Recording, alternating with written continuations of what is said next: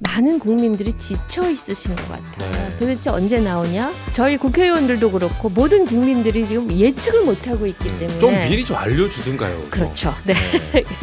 그래서 국민들이 한제에 대한 분노가 지금 차곡차곡 쌓이고 있어서 다음번 개헌 논의가 나올 때 국민들이 가장 먼저 기억할 것이 아마 헌법재판소와 그리고 대통령 탄핵에 대한 규정을 바꾸자 하는 것이 아마 가장 먼저 생각하는 것이 아닌가. 그렇죠. 굉장히 신뢰받는 사법기관이었는데 그 신뢰를 지금 하루하루 지금 까먹고 계셔서 뭐 직장이 없어지지 않으실까 하는 걱정을 좀 하셔야 할 때라고 생각을 합니다.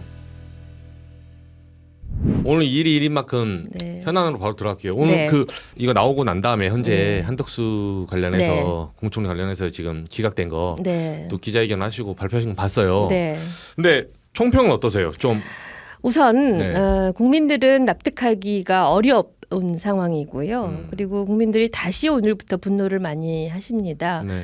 그래서 헌법재판소의 존재의 이유가 뭔지 잘 모르겠다 이렇게 말씀하시는 분들이 많습니다. 뭐 그 한덕수 총리 당시 권한대행이 계엄 이후에 윤석열 이후에 처음으로 그 탄핵 대상 박성재 몇 명 있었고요. 네. 탄핵이 됐는데 그 한덕수 씨는 그 권한대행을 하는 동안에 위헌적인 행동을 많이 했었죠. 우선 마은혁 재판관 임명 안 한 것, 그렇죠. 그리고 그 국무회의에서 그 당시 계엄 상황에서 국무회의 열은 게 과연 적극적으로 도운 거 아니냐 이런 그 의문이 제기됐고 저희 조국혁신당은 초반부터 그 내란 국무회의에 참여했던 모든 그 국무위원들을 일괄 탄핵하자라는 게 저희의 입장이었습니다. 그쵸. 네, 저 차라리 그렇게 했으면 좀 더 깨끗하지 않았을까 하는 생각이 지금도 듭니다. 그렇지만 오늘은 우선 헌법재판소의 판결은 정확하게는 수용되지 않을 방법이 없습니다. 저희가 수용한다는 게 아니라 네. 불복될 방법은 없습니다. 네. 그렇지만 국민들은 납득하기 어려운 상황이고 그리고 이 돌아오고 나서 한덕수 총리가 이야기한 것이 참 부적절했던 생각이 듭니다. 오늘 소회를 좀 남겼죠. 네, 뭐 뭐 좌도우도 감사하다. 아니고, 네, 현명한 결정에 감사한다. 뭐 또 그리고 좌도우도 아니고 위로. 뭐 이렇게 얘기를 했는데 네. 먼저 했어야 하는 것은 사과였어야 된다고 생각합니다. 우선 내란 상황에 국무총리로서 적극적인 역할을 하지 않았다고 헌재가 결정을 했다면 적극적으로 말렸어야 하는 것도 한 나라의 국무총리가 했어야 할 일인데 당연하죠. 그거를 말리지 못한 것에 대한 사과 한 번도 없었고요. 그리고 처음 나와서 일성은 국회가 위헌적인 행동에 대해서 탄핵 소추안을 발의를 해서 결정을 했다면 위헌적인 행동 그러니까 부작위로 인한 위헌적인 행동을 즉각 중단하겠다. 즉 마은혁 재판관을 임명하겠다. 그리고 국회에서 통과시킨 모든 이 특검 이 특별검사 지금 상설 특검 특별검사는 요청을 해야 되거든요 국회에게. 그런 이 행동이 전부 다 이제 스탑되어 있는데 맞아요. 그걸 먼저 하겠다고 사과하고 그걸 먼저 하는 게 정상적인 국무총리의 상황 그런 해야 할 행동이라고 그렇죠. 생각합니다. 그런데 그런 것들을 하지 않는 것에 대해서 매우 이제 분노하는 유감의 단계를 넘어서 저희는 분노하고 있습니다. 약간 네. 적반하장이죠, 사실은. 그렇죠. 네. 예. 지금 이 상황이 뭐 산불 이야기를 했지만 지금 가장 큰 문제는 이 내란으로 인해서 모든 것이 지금 중단된 상태 아닙니까? 맞습니다. 뭐 경제 활동도 그렇고 모든 시민들의 건강 문제도 그렇고 모든 의사 결정이 다 뒤로 미뤄져 있는데 이 상황을 빨리 종식하는 것 이것이 책임 있는 국무총리로서 해야 하는 일이라고 생각을 합니다. 네. 이게 사실 시민들이 저 끝단은 대표님도 아시겠지만 한덕수 거 보고 다 이제 중간에 빌드업이고 그렇죠. 불안한 이유가 이제 네. 윤석열 파면 네. 때문이에요. 이게 예. 파면 되냐 안 되냐 네. 이게 내란성 불면증이잖아요. 네. 좀 이렇게 예상보다 원래 네. 우리가 3월 14일 뭐 예상했고 네. 그 주 뭐 왔다 갔다 네. 했잖아요. 박근혜 전 대통령 뭐 노무현 대통령 뭐 예, 선례를 비춰보면 종결 이후에 뭐 네. 14일, 11일 하다가 여기까지 왔는데 어떻게 보십니까? 왜 이렇게 질질 끊어 보시나요? 우선 질질 끄는 헌재에 대해서 국민들이 정말 인내의 바닥을 보이고 있고요. 네. 우선 헌법재판소가 어찌 되었든 밤을 새서라도 판결을 빨리 마치고 결정 선고기를 잡아야 한다고 생각을 합니다. 네. 이미 늦었다고 생각을 합니다. 모든 이 나라가 온통 여기에 집중이 되어 있고 국내 생활이 이렇게 멈춰져 있는데 그 헌재가 이렇게 미룬다라는 거는 헌법재판소의 존재의 이유를 국민들에게 국민들이 잃어가고 있는 그런 상황이라고 생각을 합니다. 하지만 오늘 한덕수 탄핵안에 대한 결정도 그렇고 그리고 전망도 그렇고 저희 조국혁신당은 8대 0으로 인용될 것으로 아직도 확신하고 있습니다. 8대 0. 네, 예.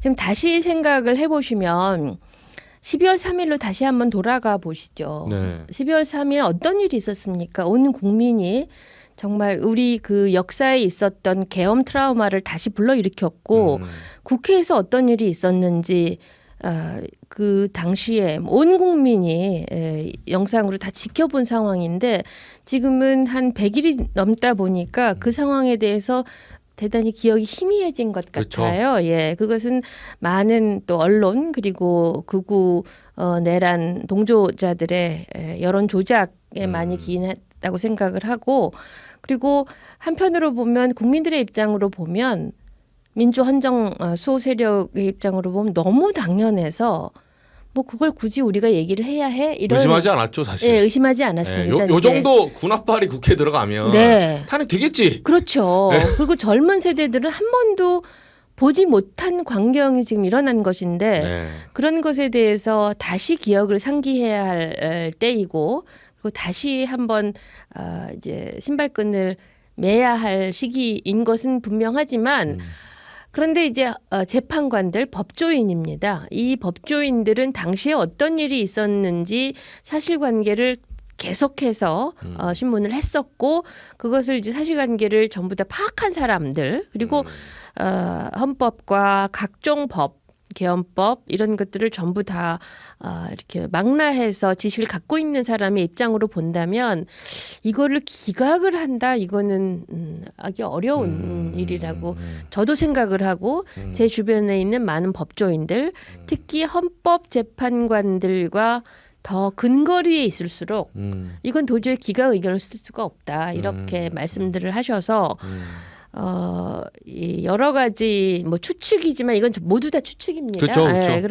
좀 더 확실한 그런 결정문을 쓰기 위해서 그리고 양쪽에서 관심이 지대하다 못해 굉장히 이제 그 온 나라가 여기에 집중하는 상황이기 때문에 한치의 오차도 없이 결정문을 쓰기 위해서 계속 그렇게 간다고 생각을 하고 있습니다.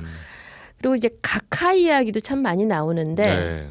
많은 전직 헌법 재판관님들 그리고 헌법을 오래 연구해 오신 분들일수록 각하는 더 어렵다.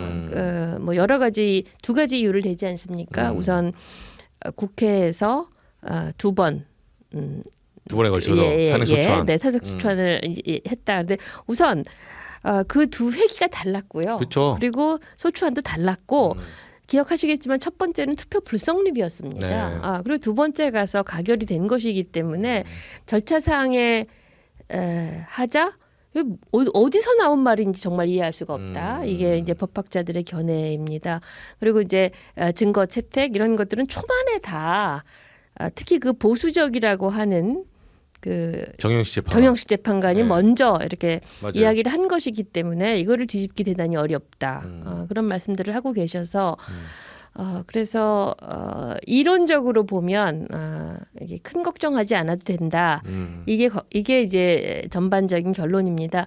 하지만 이제 너무 늦어지고 네. 광장에서의 생활이 오래되다 보니까 많은 국민들이 지쳐 있으신 것 같아요. 네. 도대체 언제 나오냐?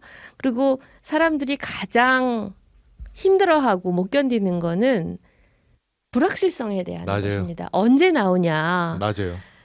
저희 국회의원들도 그렇고 모든 국민들이 지금 예측을 못 하고 있기 때문에 좀 미리 좀 알려주든가요. 좀. 그렇죠. 네. 네. 그래서 그거에 대한 분노 그리고 우려 이런 것들이 지금 증폭돼서 서로 그러고 있는 것이지만 뭐 이론적으로 본다면 혹은 가까이 계신 분들의 말씀을 듣는다면 이거는 국민들께서 그거에 대해서는 크게 걱정하시지 않아도 좋지 않을까. 하지만 이제 헌재에게는 걱정하실 상황이라고 꼭 말씀드리고 싶어요. 국민들이 헌재에 대한 우려 네. 그리고 분노가 지금 차곡차곡 쌓이고 있어서 이제 뭐 여러분들이 개헌 논의를 뭐 하자고 말씀하시는데 지금 이제 나오죠. 개헌 논의가 네.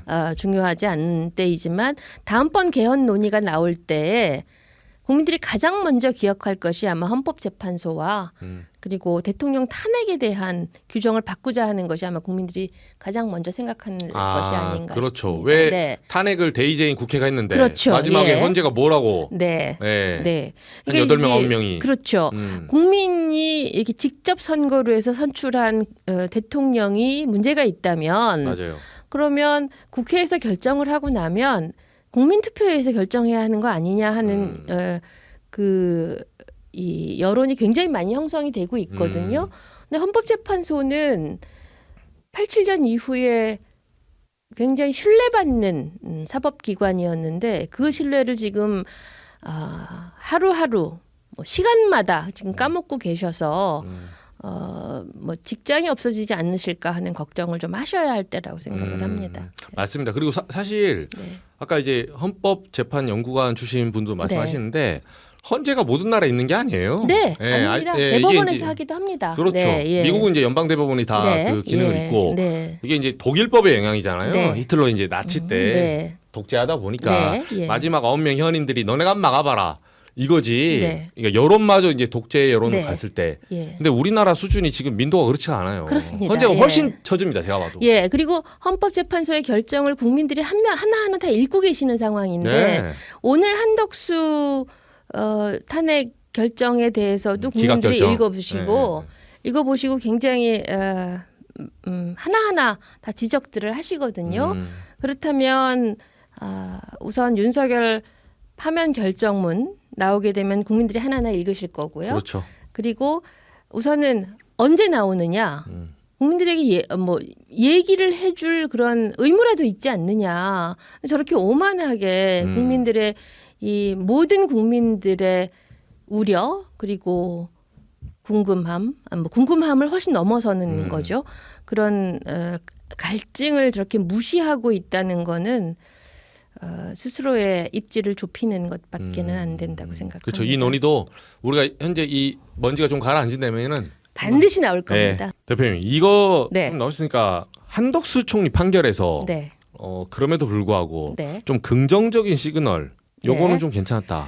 우선 그 국회에서 네. 의결 정족수가 몇 명인가 하는 거에 대해서는 확실하게 못을 박았죠. 그렇죠. 사실 과반이죠. 그게 이제 법학을 전공하지 않은 제 입장에서 보면 너무나 당연한 거였는데 거기에 대한 시시비비 이것을 이 정리를 했다는 것이 첫 번째 중요한 것이고 두 번째는 그 판결문에 윤석열 탄핵 사유에 대한 판단이나 혹은 징후를 볼 수 없었다고 네. 말씀을 하셨는데 그 이 한덕수 씨가 적극적으로 국무회의를 소집하는데 적극적으로 개입한 것이 그렇죠. 그 증거가 없다. 증거가 없다라고 네, 그렇죠. 판결을 했어요. 네. 그 전제 조건은 만약에 그 국무회의나 혹은 이 계엄에 이르는 과정에 적극적으로 참여했다면 한덕수 역시 탄핵 대상이라는 것을 방증하지 않습니까? 이게 반대로 치환하면. 네, 그러네요. 반대로. 예. 그래서 이 판결문이 아무런 징후를 남기지 않았다는 데 대해서 저는 조금 문법적으로 본다면 물론 이것이 저희가 기대하기는 위법적인 계엄이었고 거기에 한덕수 총리가 어떻게 기여를 했고 그래서 저는 인용 결정이 나올 것으로 기대를 했지만 네. 헌법재판관들은 위헌위법인 계엄이라는 표현을 쓰지 않았고 그리고 한덕수 총리가 그 국무회의에 이르는 적극적인 행동을 하였다고 볼 수 없다. 그리고 그 마은혁 재판관에 임명을 하지 않은 것은 중대성에 이렇게 파면에 이를 만한 중대한 사건이 아니라고 보셨지만 네. 그 사이를 보면 그 국무회의에 등등 적극적인 행동을 했다면 이 사람도 파면이라는 것을 논리적으로 다시 예측할 수 있는 것이기 그러네요. 때문에 그래서 저는 이번 계엄이 문제가 있다라고 밑자락을 깐 것이 아닌가 하는 생각을 조심스럽게 합니다. 그리고 저 말고도 다른 법학자들이 그런 말씀을 좀 하시더라고요. 그러네요. 근데 이번 판결에 이번 결정문에서 최대한 그 윤석열 파면 결정의 징후가 되는 것은 최대한 빼려고 노력하는 흔적이 굉장히 많이 보입니다. 네. 저라도 그렇게 했을 것 같습니다만 네. 그 기본에 흐르는 정신은 그것이 있지 않나 하는 생각이 듭니다. 그리고 마은혁 재판관을 임명해야 한다. 그거 임명하지 않는 것이 위헌이라는 것에 대해서는 견해들을 같이 하셨기 때문에 네. 앞으로의 전개 과정을 예측할 수 있는 상황입니다.